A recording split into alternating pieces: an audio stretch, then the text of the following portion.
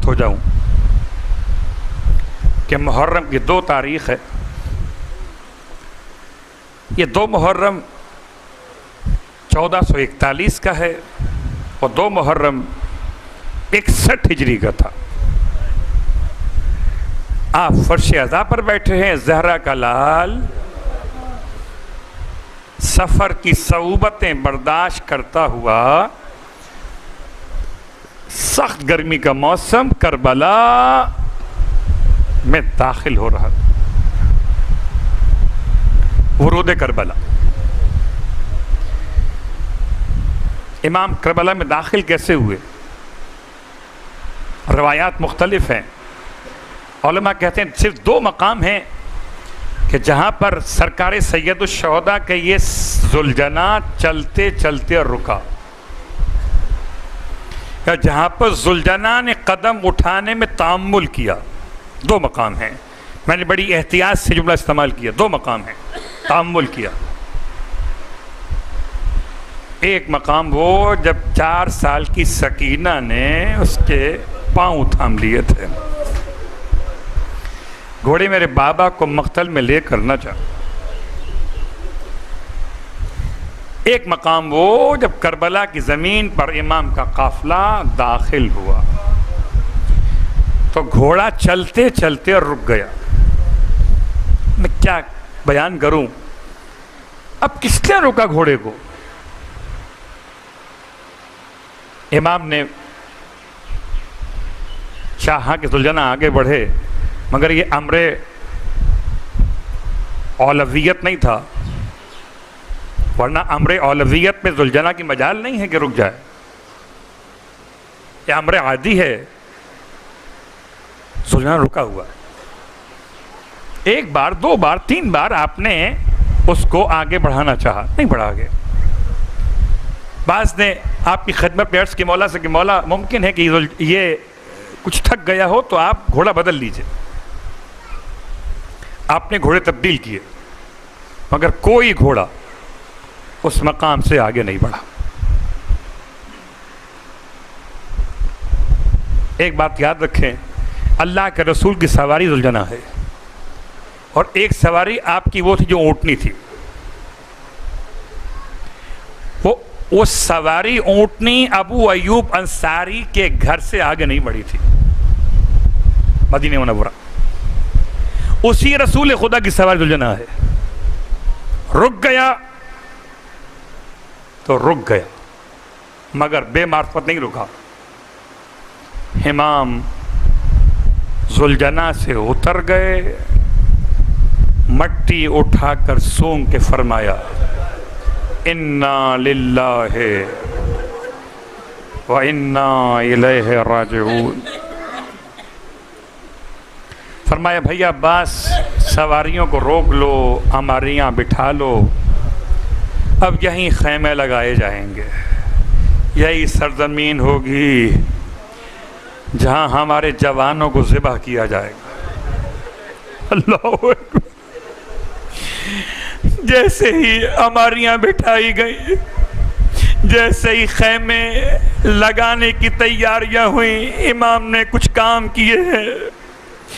ایک مرتبہ جب ارادہ مستقل فرمایا قیام کا، تو قیام عارضی اور ہے، قیام دائمی اور ہے. قیام دائمی کے لیے آپ نے زمین کے خریدنے کا فیصلہ فرمایا. نینوا کے قریب لوگ زمیندار آباد تھے جو اس زمین کربلا کے ظاہراً مالک تھے، ان کو طلب فرمایا، اور طلب فرمانے کے بعد اس زمین کا سودا کیا.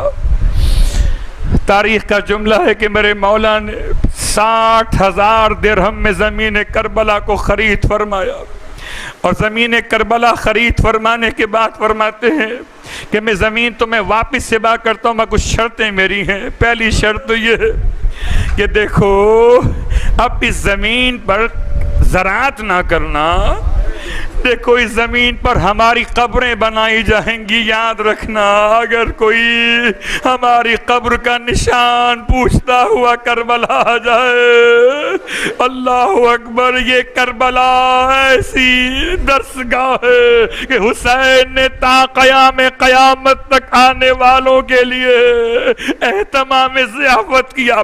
فرمایا میرے آنے والے زائروں کو میری قبر کا نشان بتا دینا، ایسا نہ ہو کہ پریشان ہو، انہیں اپنے گھر مہمان رکھنا۔ پھر فرماتے ہیں کہ اب تمام مردوں کو جمع کر کے الگ بلا لو بھیا، بس مردوں کو جمع کیا گیا۔ مولا فرماتے ہیں اے قبیلے بنی اسد کے لوگوں، جب ہمیں یہ لوگ قتل کر دیں اور یہ قتل کر کے چلے جائے تو اے بنی اسد کے لوگوں، ہمارے بدنوں کو مٹی میں دفن کر دینا۔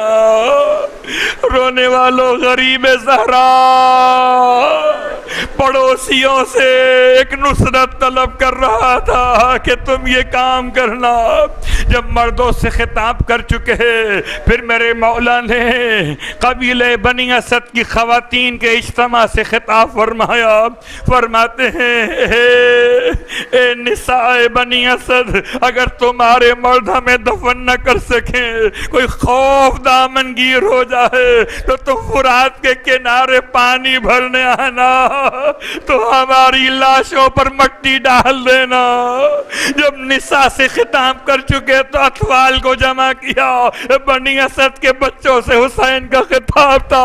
فرماتے ہیں اطفال بنی اسد، اگر تمہارے ماں باپ ہمیں بھول جائے تو کربلا کے صحرا میں ارے کھیلنے کے بہانے آنا، ایک ایک مٹھی اٹھا کر خاک کربلا ہمارے بدن میں ڈال دینا۔ اجرکم اللہ۔ رونے والوں، میرے مولا کی وصیتیں ہو رہی تھیں، قیامت کا منظر تھا۔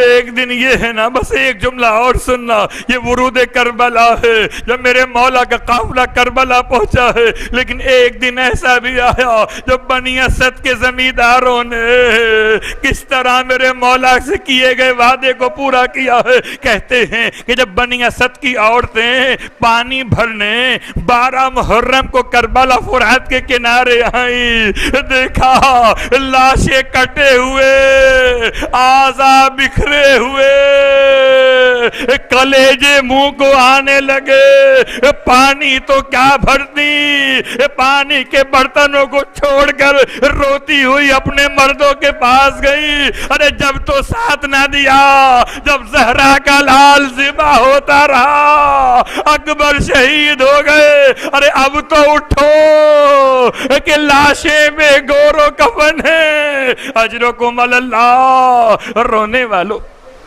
عجیب منظر تھا کہ محرم کی 12 تاریخ ہے، ایک قافلہ کربلا سے جا چکا ہے، ایک قافلہ حسینی کربلا سے جا چکا ہے۔ قبیلے بنی اسد کے زمیندار ابھی پریشان تھے، تردد میں تھے کہ خواتین کو جلا لایا کہ اگر تم نہیں جاتے تو ہمیں اوزار دے دو، ہم مولا کے جسم مقدس کو دفن کریں گے۔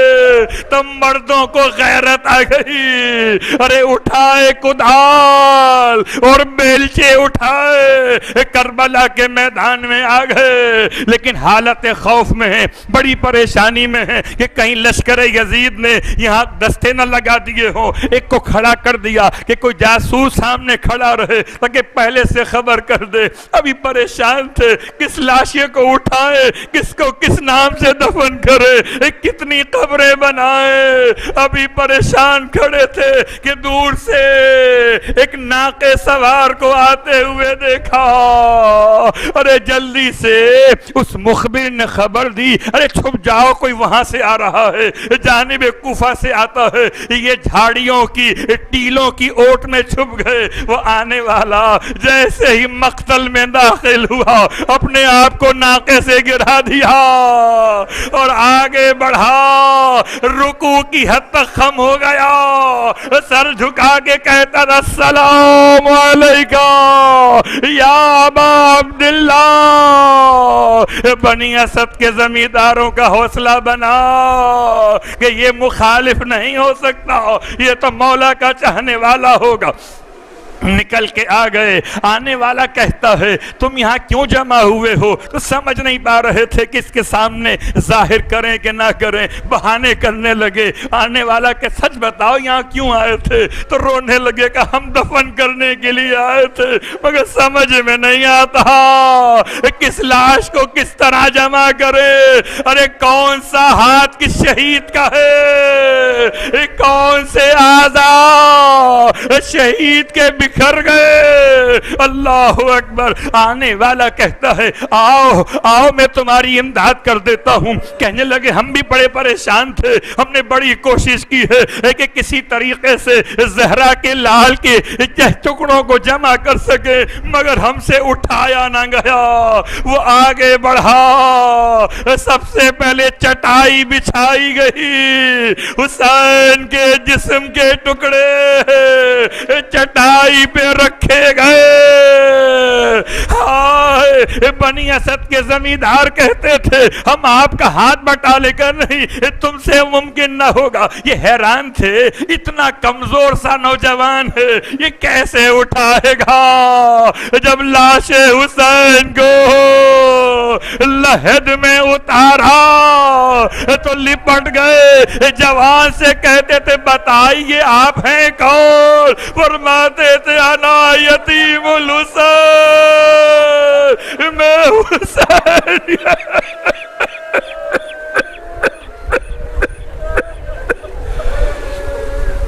اللہ لعنت اللہ علی القوم الظالمین وسيعلم الذين ظلموا أي منقلب ينقلبون.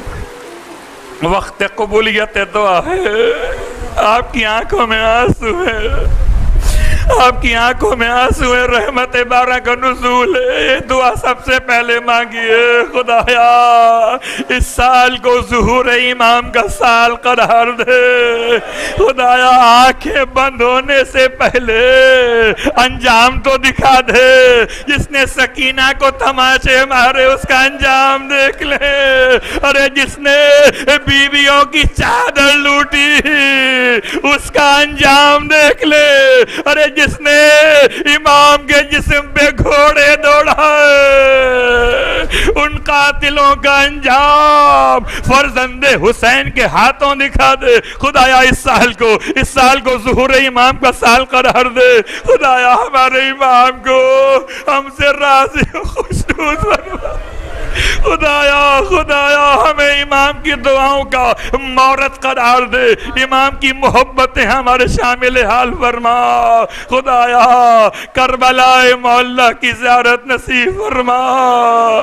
مرنے کے بعد کربلا والوں کے ساتھ محشور فرما. ربنا تقبل منا انک انت السمیع العلیم. ماتم حسین.